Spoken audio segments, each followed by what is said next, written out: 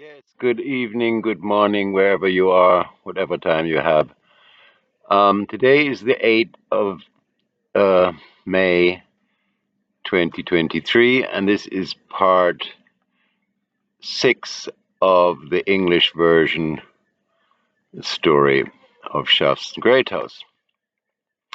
So I'm going to tell a story now which was quite interesting, quite exciting.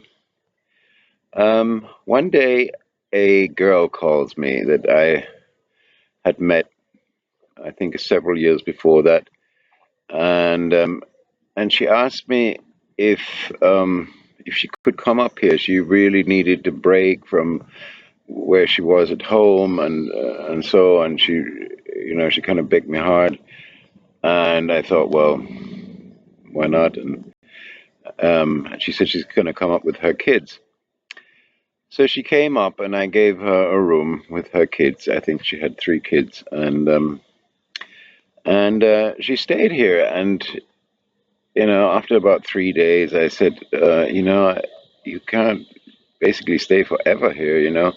Are you not going back home? And she said, no, she wants to stay more longer. And I'm like, well, it's just not possible. You can't stay forever. And I mean, of course, she wasn't paying or anything like that. And so I said, look here, tomorrow I'm going to have to drive you down and to Sub. And she then sort of very reluctantly agreed. And so I drove down to Sub with her. I dropped her off at her home, and then I went to a fridge repair shop because I had my fridge to repair. And I was talking to the man and waiting for the fridge to something to happen with the fridge or something.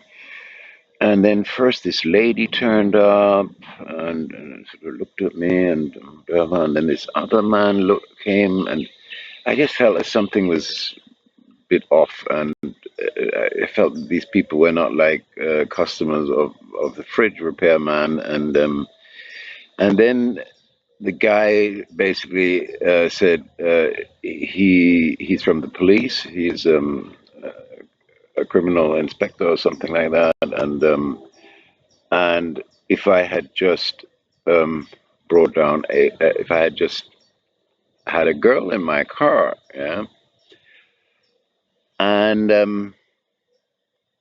I said yes, I brought down this girl to serve. She was staying with me for a couple of days, and she had asked me to if she could stay there.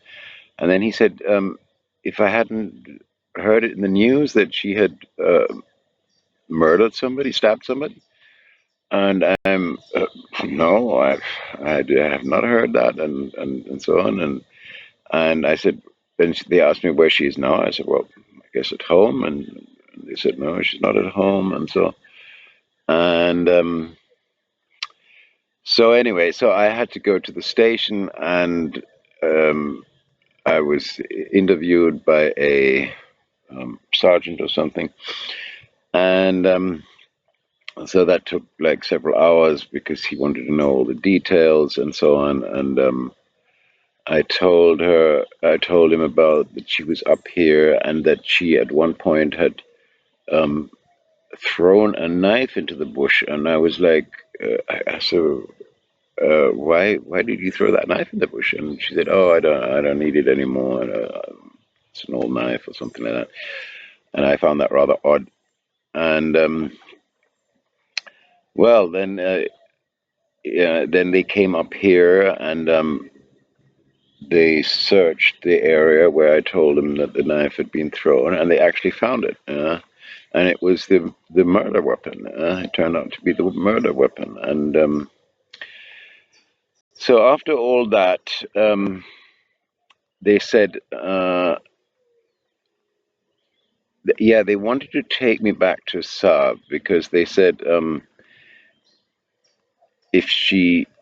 Oh no, and then no, she called me. That's what happened. She called me when I was actually in the police station, and I indicated to the policeman that she's just on the phone, And he said, yeah, make some arrangement with her and so on. And I said, yeah, okay, because she wanted to come back. And I said, all right, meet me in Bluefields. I'm in Sub at the moment, and I'll pick you up in Bluefields, and you can come up with me. So we had basically arranged that she would come to Bluefields, and which she did. And and the police went down there, but for some reason they missed her. They didn't find her, although she had three children. I don't know exactly how that happened. Anyway, um, so the next thing is they didn't find her, and I was still in the police. And then they brought me to Bluefields, and then they wanted to bring me back to the police station, and I'm like, hello, I've already spent hours here taking up a um, doing the protocol and doing the interview with you and so on. I want to go. I want to go home now. I'm not going back to the police. Yeah, but we don't know. We can't trust you. She might call again, and and then we want to be there with you. And I said, well, look here, this is too much and so on. And I talked to the policeman who had done the interview with me, and I said, look here, you know me, and you know me better than and can you just please intervene on my behalf? And he said, yes.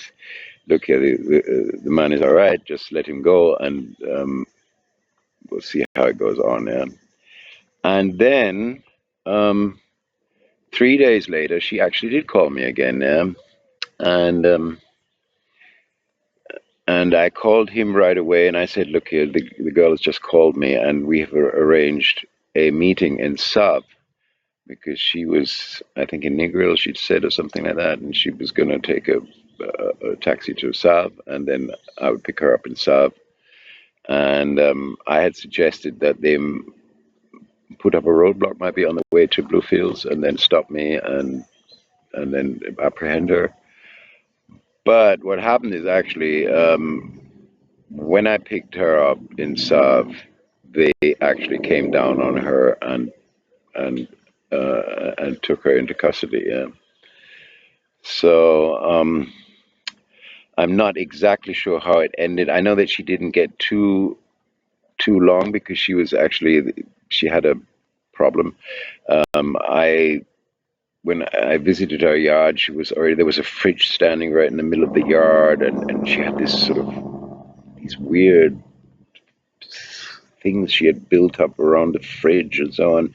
So she had a definitely had a mental problem, and I'm not even sure why she killed the girl. It was um, because I of course I couldn't really talk to her about that, because by that time she had already been in custody, and so yes, that was that story. Yeah, it's quite an exciting story of. Um, but there are more to follow. So in the next edition, I have another very exciting story for you. Okay, so see you till then.